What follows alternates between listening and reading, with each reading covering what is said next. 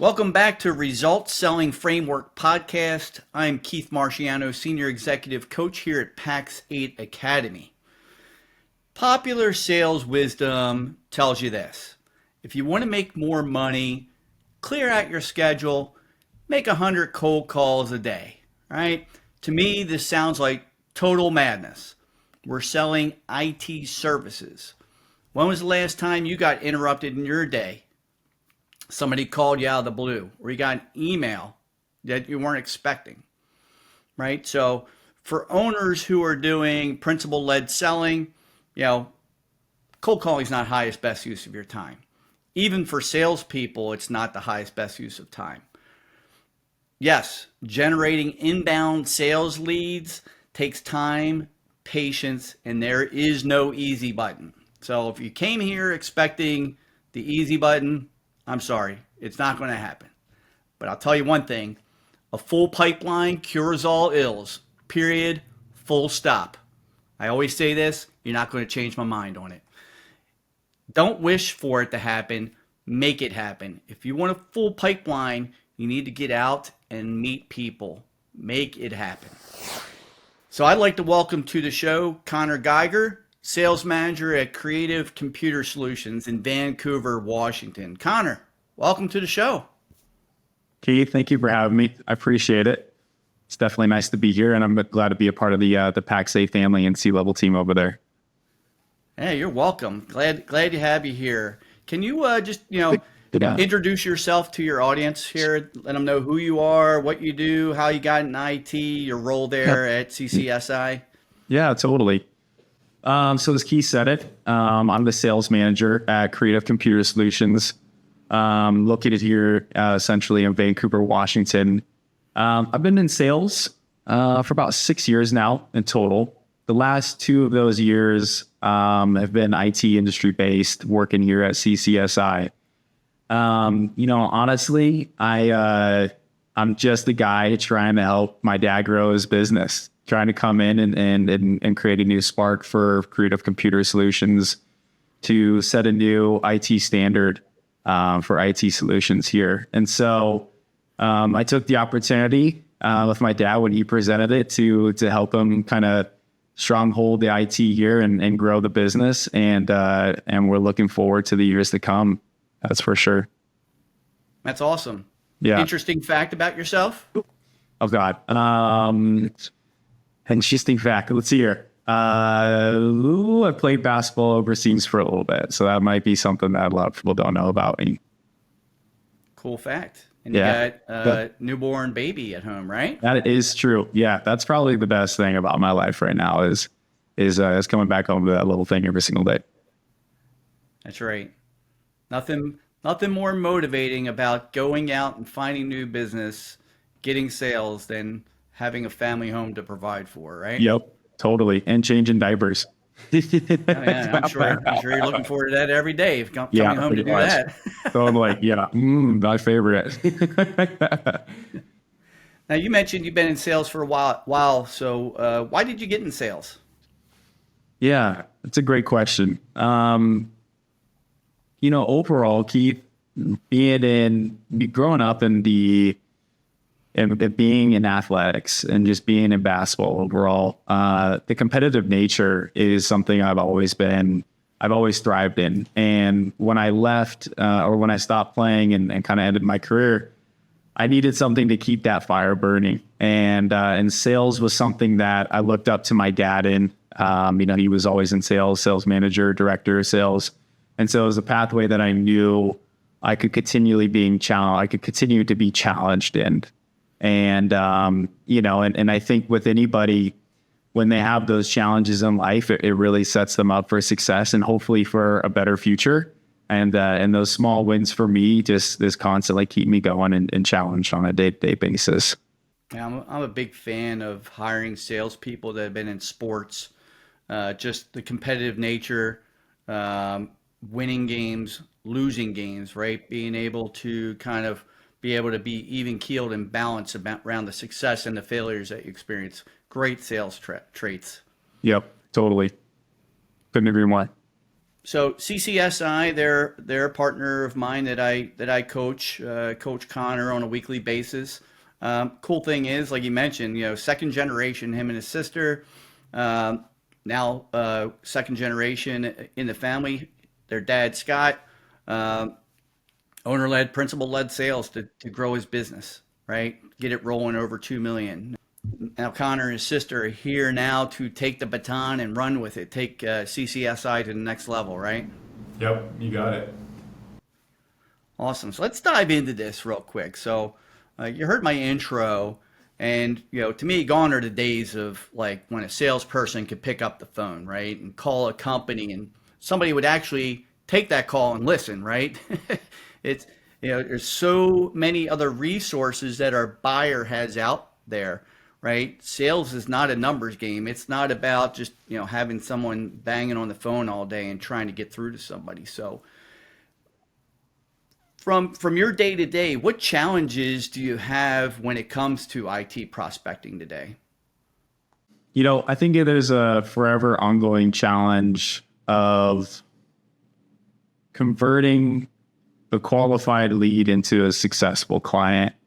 And I think in today, prospecting is ever evolving and the technology is evolving and the way that we interact and the way that we build relationships. And now today, that's honestly a lot through social media and the changing game in terms of how we get to know somebody and how we get them to like us and then trust us. I think that there's always going to be a challenge on understanding about what's the next step and what's the next prospecting tactic can I use to my advantage. And for me today, I think that it's just understanding, taking that qualified or taking that prospect in terms of that qualified lead and making sure that there's somebody that we can fit within the funnel and the pipeline and actually get them into the next step of those qualification meetings. And so, like I said, I think just the overall changing of the environment and how people are changing from going from cold calling to now social media interaction and the process that you have to take between those things.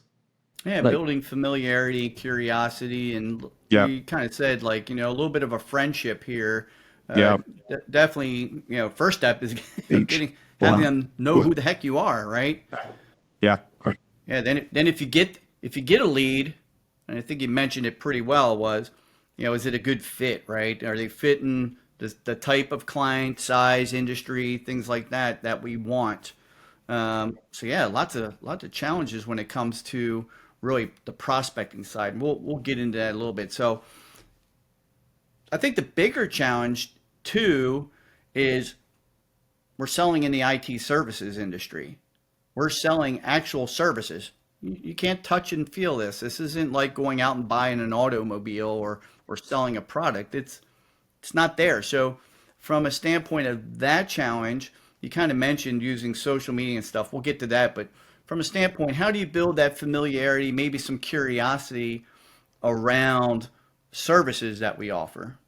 Yeah, it's a great question. The way that I like to put this and the way that I thought of this was a lot of our prospects are problem unaware. And so, our goal as a salesman should be building that familiarity and curiosity through the prospecting itself. And in order to do this, you have to put the focus on them. You have to understand what kind of buyer they are and what things are going to be important to them and turn that familiarity into stories and create similarities with your buyer. And, a lot of our buyers, they don't care about the IT. They don't even know what IT is. And to explain that to them sometimes is a lost cause. So understanding who they are and the things that are really important to them is going to help you out in terms of building that familiarity and that similarity with your future client, hopefully. That's fantastic. That's a foundational item that a lot of MSPs skip is like, first of all, who is the ideal target client? Because we can't go out and become experts on how each industry uses technology, right? So we got to pick a couple and learn, hey, what problems does that industry have that technology can help solve? And also, what is the technology we provide so that way we can build some familiarity, curiosity with them, right? Yep. Totally. Awesome. I love this. Um, let's kind of piggyback into that. Do you have an ideal prospect? What is your target audience, target prospect, and what do you do to kind of build that familiarity and curiosity with them? Why is that important? Yeah. Well, Keith, you front and center. You helped me out with it, man. Yeah, we 100% now have a target client. Our what we do now is we specialize in construction and manufacturing industries. So we want to take that construction, that manufacturing company, and we want to work with them, not only just because they fit within our business model and the needs that we can actually provide a solution to them, but we like working with those people.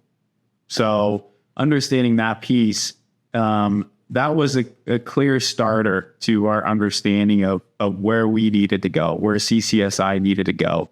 And understanding when we had that target client, it's to not only put the focus on your market and the efforts within that specific industry, but it also allows you to build a targeted user experience and something that you can continue to demonstrate for clients to come down the road, right? We want to build case studies. We want to build testimonials. We want to build areas of interest, not only just for, the potentiality of this client, but for looking down the road. Those clients are going to be crucial to the network of those industries that we're going to continue to grow in as well. Oh yeah, yeah, absolutely. And continue with that thought is like you mentioned construction and manufacturing. How is knowing those industries, how is that important for you in putting together, let me ask you this, what prospecting tactics do you use to go find those type of companies and, how do you implement a prospecting plan knowing your target? Yeah, for sure. I like to think of it like if I'm looking at selectively within these industries and I need to figure out a way to fish where the fish are at, I need to be able to go to those networking events or those industry-based events that are going to be centralized and localized right around, my local area. Because if I can do that, if I can put myself in a position to talk to somebody that's there on a regular basis, then I have a really good potentiality of figuring out, if not maybe somebody who needs IT, but maybe somebody that does know somebody that maybe can benefit from my services. And another good way of thinking of it too is if I'm going to prospect, I want to build familiarity within networking of people around me as well too. Who else is out there that can put me in front of somebody? So like a center of influence. And how can they allocate me and how can I also give them resources in the same sense to figure out what they might need as well too. And so collaboratively, it's an effort in terms of the tactics that you need to use. And some of those come right down to your local area with, networking based events and people that are familiar within the industry as well too. Yeah, well said. From a standpoint, you kind of hit on that piece.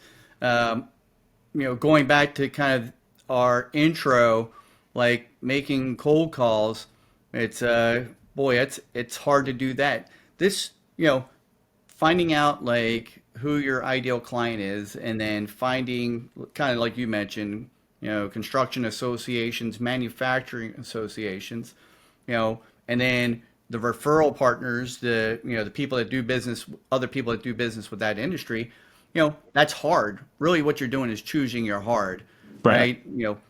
Making a bunch of cold calls to people that aren't expecting you there, or starting to hang out with the people that you want them to get to know you, whether Yes, they're a referral partner or the actual prospect themselves. totally.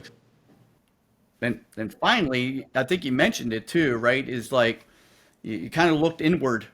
You liked working with construction and manufacturing. There's another, if you like working with them and you've already got those clients, like they know each other, Right. right? Those executives know each other. That's a good way to kind of tap into that market as well, is through So actual introductions and referrals by your existing clients. And another way of looking at it too that I've thought actually a little more recently is looking within the subcategories or the subcontractors. If we're looking at construction, for instance, what are avenues or companies that I can meet with that are also affiliated with that piece? So if we're talking about, subcontracting works of construction companies, they were looking at concrete, facilitators that come in and help you with the concrete. Maybe we're looking at a fencing company that's going to come in and put the fencing around a building, or porta potties even, right? Maybe getting aligned with some sales folks that are in those companies by themselves and strategically setting up meetings that I can be paired with them to understand what line of avenues or businesses are they getting themselves into, and how can we collaborate on those as well too. I don't think a lot of salespeople, in regards to when they think of that industry, they don't think outside the box of what other industries or what potential businesses they also focus on to help build their sales and their revenue. Yeah. Oh my goodness. No kidding. Like I was talking to a partner earlier today who's like, he's very comfortable in the Chamber of Commerce zone, which, we've all belonged to Chamber of Commerce. We got to give back to our community. It's a good way to do so. But you mentioned the fishing where the fish are. It's like it's not a stock pond here. It's going to be a rare catch. But one of the things that we mentioned and we talked about, and I think you and I've talked about this too before, is like maybe get ingrained in association, and there's a trade show, right? There's two main key, I guess, goals that you have when you go to a trade show. Talk to prospects, right? The people in that industry, and two, who are the other people that are there exhibiting, right? These are potential centers of influence. They're doing business with your prospect, whether that's the line of business application companies or other vendors, or even a simple payroll company or business insurance broker. Like, you'll find them at these events as well, and you need to kind of mingle and talk to them. How have you tapped into kind of that fishing where the fish are piece so far in, kind of as you've been doing this? Yeah, totally. It's a great question. Understanding where, like we've been saying, where the fish are at, you need to understand and you need to do research. I mean, it's pretty straightforward, right? In terms of that piece. I think the way that I've been able to execute it is by just being extremely front foot forward and what I want to get out of it to myself, and understanding that the goals that are going to be associated with some of those things. When I set out to have these center of influence meetings, there's rules around it. We need to understand that if I'm to understand what kind of business you're getting, and if you want to understand what kind of business I'm trying to get, we need to come together and put a plan together of, what's your target market? What's my target market? Let me get to know you as a person, because if I'm going to send you a referral, I need to know, and I need to like and trust you as well, just as much as I would as if you were to with my client.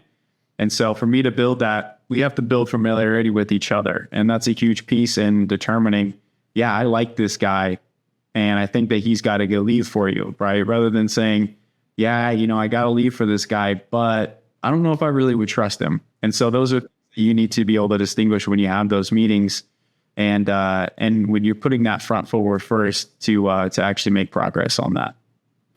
Oh my goodness. No kidding. Yeah. Referrals are risky, right? Mostly for your referee. So if you're going and having, I always tell you, and I tell everybody, the coffee meeting, it's a simple meeting. It's not sucking you into, breakfast or lunch, which could be an hour or more, 30, 40 minutes in and out. And you can start building these relationships. Like, you can't go and expect that somebody's going to just start referring you right away, right? Referrals are risky to them, and you got to have that two-way relationship. That's, reciprocity must happen, and you got to go in with that go-giver mentality that, hey, I'm going to, if I like this person and I trust them and I think they're, good person and can help people out, help my clients out, help some of my other centers of influence out, yeah, I'm going to introduce them. And I want to do that selfishly of saying, hey, I don't expect anything in return. However, as we have that mentality, that will resonate with that other person, which will break down some of those barriers. But yeah, touch on that. Go deeper into the centers of influence, like around forming your own core groups of centers of influence, like where to look for them. Like for somebody that is like, hey, I've tried getting referrals from people and I've been unsuccessful. Where can you kind of guide them where you've been successful? Yeah. So in terms of ticking, so let's say I found a group of people of, 4 to 6 like-minded individuals who maybe are in sales, or maybe they're in an avenue where growing their business is a priority for them. And making those connections with those folks. Once I have a group of 4 to 6 center of influences, I want to facilitate a team afterwards. And this team would be in the sense of a leads group. And in the leads group, this is where everybody will kind of come and collaborate on providing everybody with, 6 to 12 different leads on a bi-weekly or monthly meeting basis. And in these meetings, it's kind of a lazy way of prospecting, honestly. It's a way that you can not put so much effort into it, and you can really reap the benefits. You're still giving and providing to other individuals, but really it's a way for you to, get qualifying leads in a massive way, and also something that's already coming from a basis that you trust. So when you set up these center of influence meetings, this is a crucial part that you want to think for the future. You don't want these meetings just to be a one-time pass-through where, I sent one lead and I received one back. It doesn't do anything for your future in terms of prospecting or even gaining new leads in the future. These leads groups is where the money's at in terms of that piece. And I'm currently at the point right now where we're starting to build that with the center of influences that I'm with. And like I said earlier, there needs to be rules. There needs to be a way that everybody can make sure that they're staying on top of their commitment to the group as well too. It's not just something where you can show up when you want. I don't come with leads this time, but I come with them another time. You can't just. It's kind of like the Fight Club rules. I kind of like to say it like that a little bit. It's a good way of putting it, right? When you set up that stuff. Yeah, a lot to unpack there. You said a lot of really good things. So first and foremost, before you get to the point where you have 4 to 6 people, it takes a bunch of vetting, right? I flash back to this same philosophy that I did, and I think I probably had coffee meetings with well over 100 people before I started to see, hey, I've got these 3, 4 people that are, I'm building a bond with, that we're going after the same people, same referral sources, right? The same prospects. We want them. It took time, right? It wasn't like all of a sudden, I just found 4 people and we started our own group, right? So I was having all these coffee meetings with all these people, and then, one guy, he was actually a lawyer that did intellectual property and very like-minded. Him and he would ask me like, "Hey, I'm going to this networking event. Do you want to go?" Kind of became networking buddies, and then, I was like, I've got like a couple of the people that I meet with. Do you meet with anybody else that you kind of trust as well that is looking for construction companies? That was our vertical as well. And it was like, yeah. And we started having breakfast once a month. And to your point, the goal of that meeting was like, who we're looking for, from a standpoint, anything going on in the business. And then something that I coach around is like, we were always asking for introductions, right? Referrals is one thing. It's great to find somebody that's looking for IT services, but to your point, it's not a lot of people out there really looking at IT services, but they have these other latent business problems that we may solve because we're getting this expertise down. So getting those introductions was the first part. Like, who do you know? And we kind of looked through it. To your point, was going back, kind of circling back to social media, and we'll hit on that to kind of wrap up. But LinkedIn, who do they know? Who are they connected with?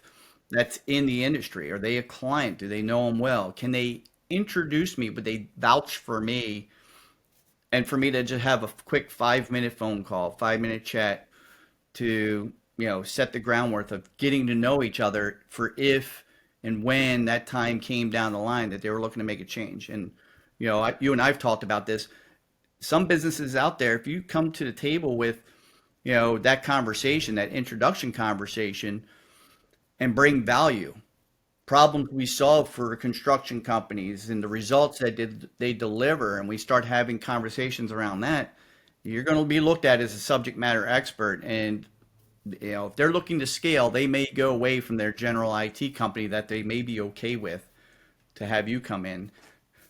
Expand upon that. What are your thoughts on that topic, the 5-minute meeting and some of that topic? Yeah, you nailed it right there. I think the most important thing when it comes down to in anything in sales, right, or just conversation of building relationship, your first interaction is extremely crucial.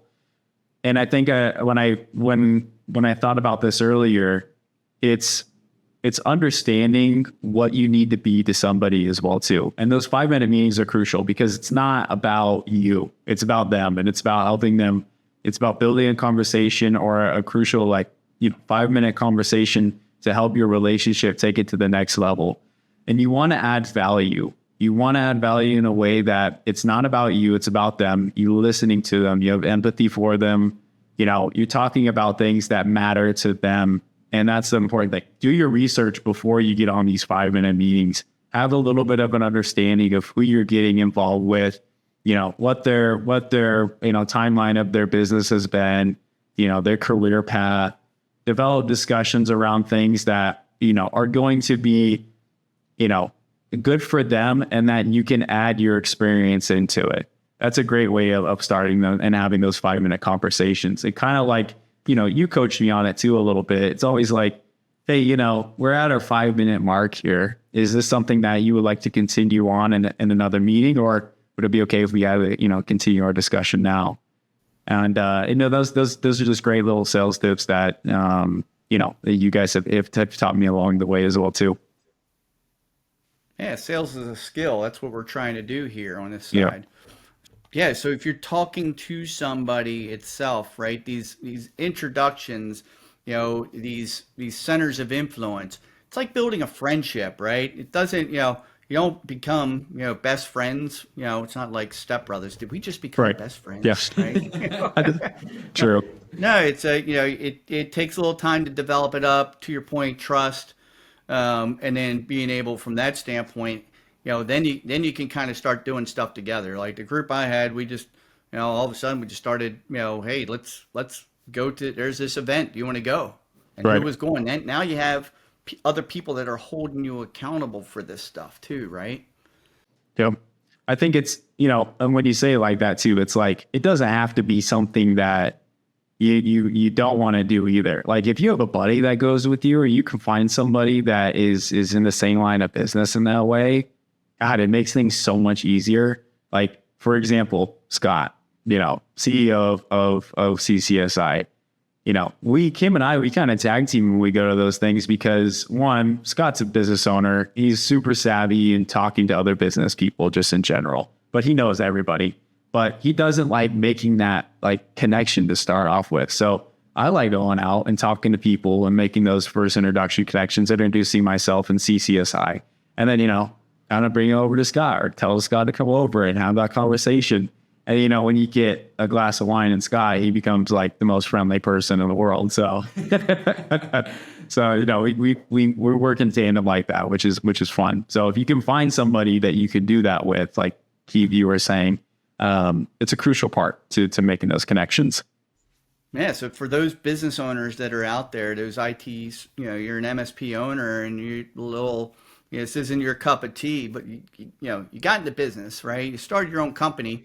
You're 100% responsible for the growth of this company and your employees, having a stable place to work. So like if you're introverted by nature and don't like to meet people, like that first conversation, a little awkward, walking into a room, awkward, find somebody that that's not awkward at that.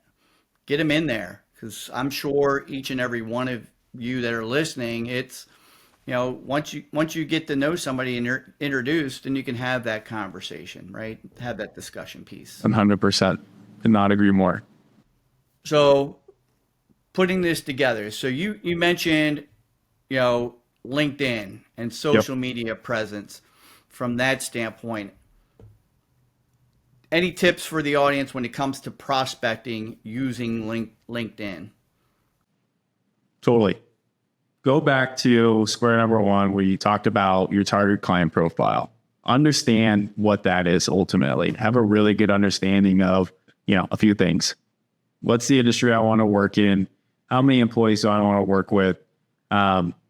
Location wise, where are we looking at geography?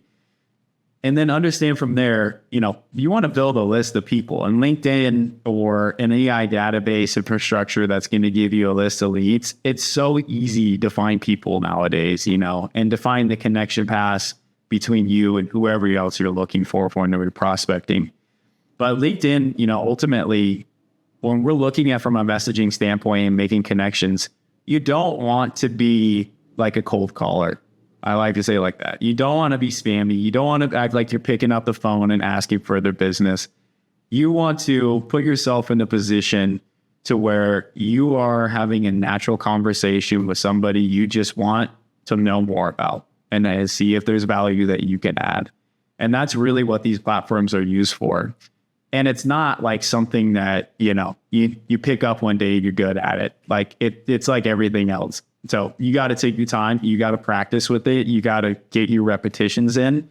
But the process that's going to get you there is through LinkedIn messaging, finding new connections, understanding that going to these network-based events, these are the things that are going to get you there, right? But using something like LinkedIn is crucial for you to get out there.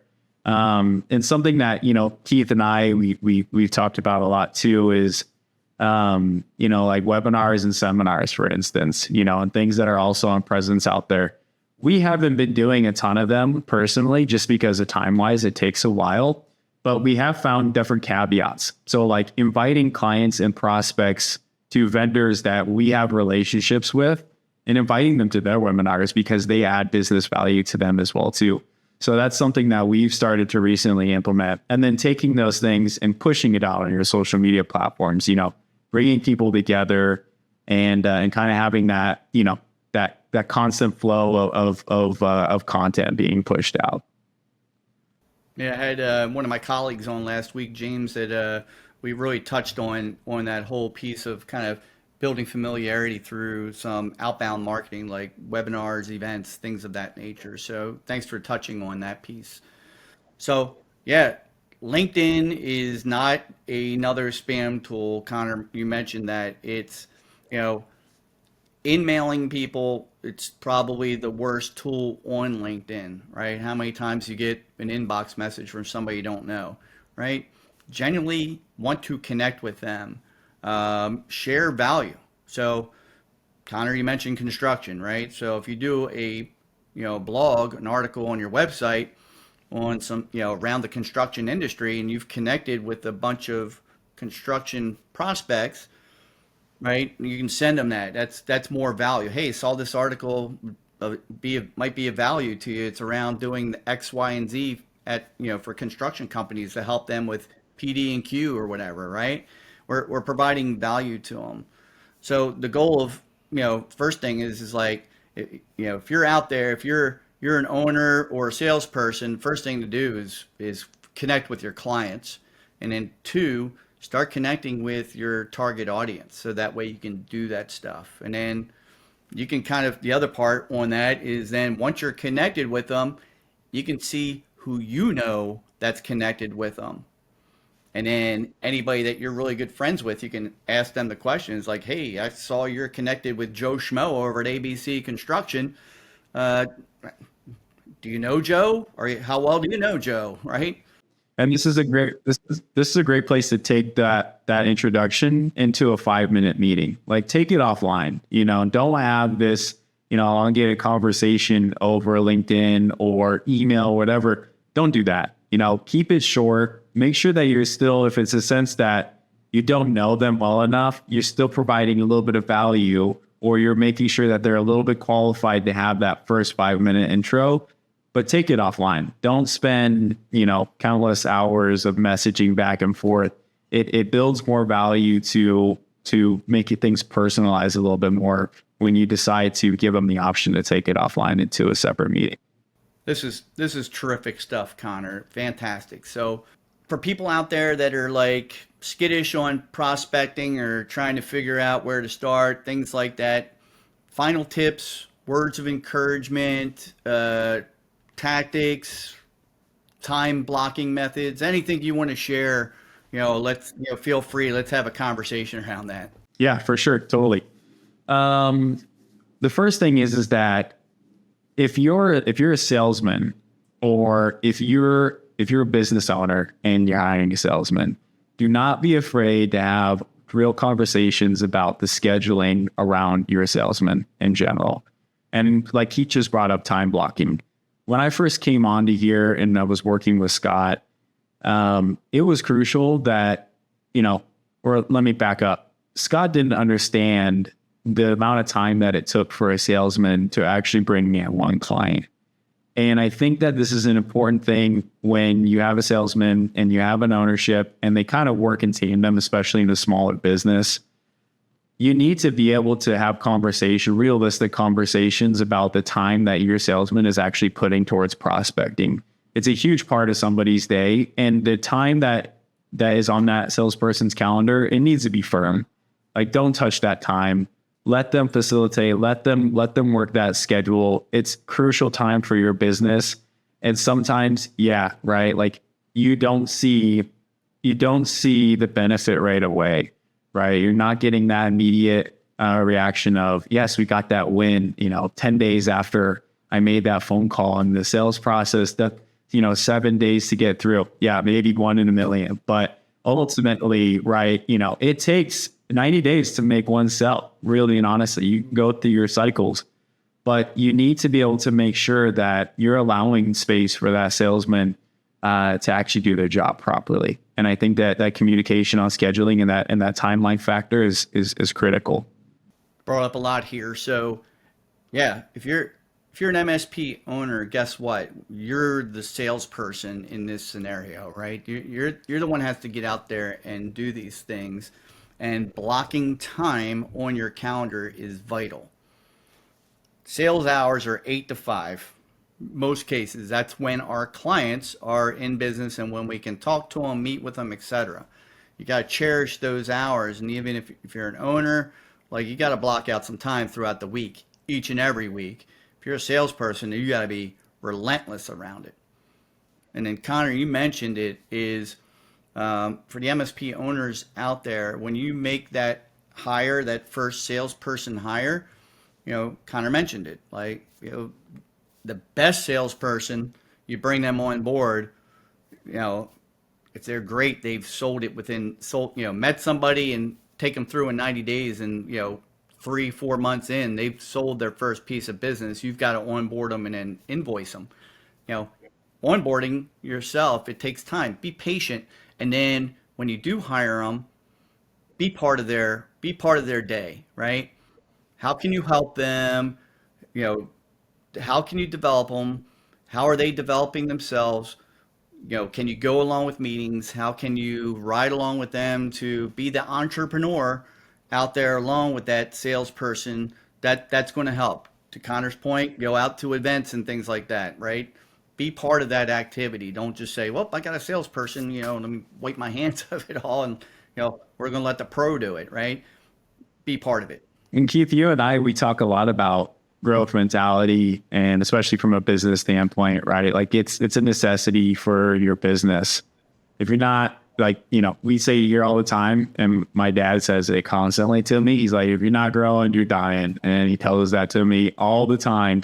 And so, you got to do what it takes to keep yourself ahead of the competition.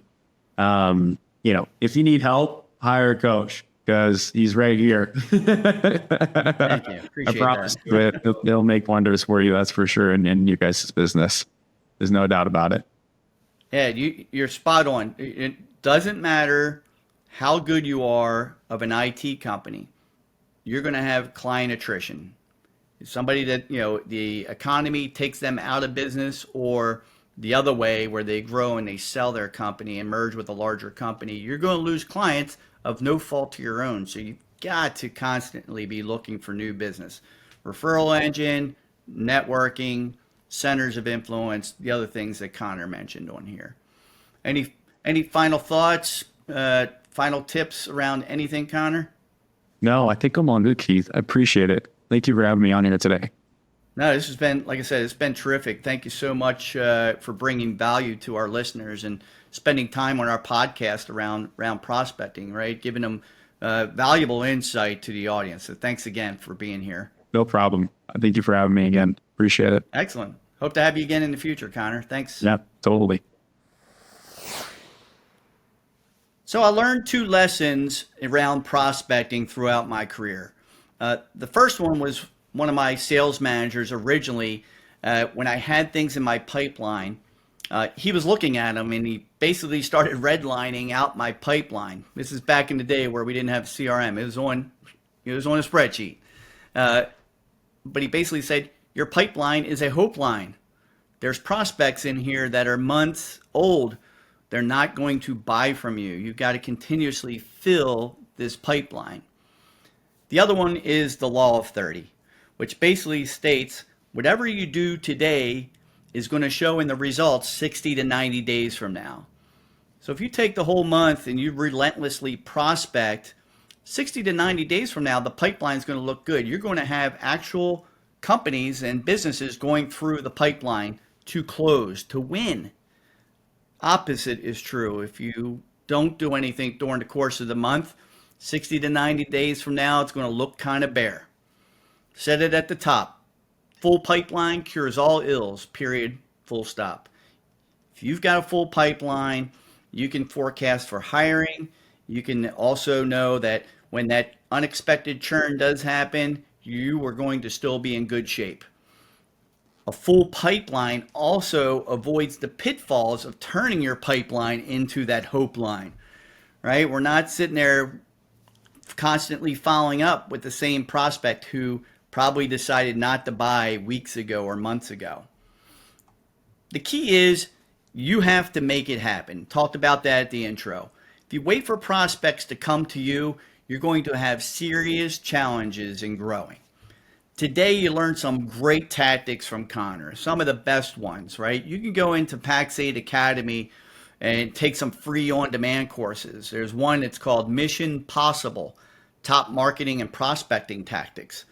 You can also reach out to me, get more information around one-on-one sales coaching or even sales peer groups. The key is you've got to make this happen, whether you're a salesperson or that owner that's responsible for growing the business, right? Most of the sayings I say are from my favorite athlete, and I'll leave you with this. It's Michael Jordan's. Some people wish it would happen. Some people want it to happen. Others make it happen. So go make it happen and go grow your company. Join me in October.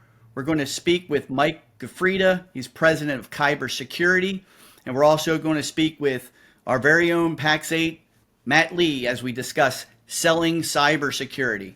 October Cybersecurity Month, so let's learn how to sell that stuff. Thanks again for joining in. We'll see you next month.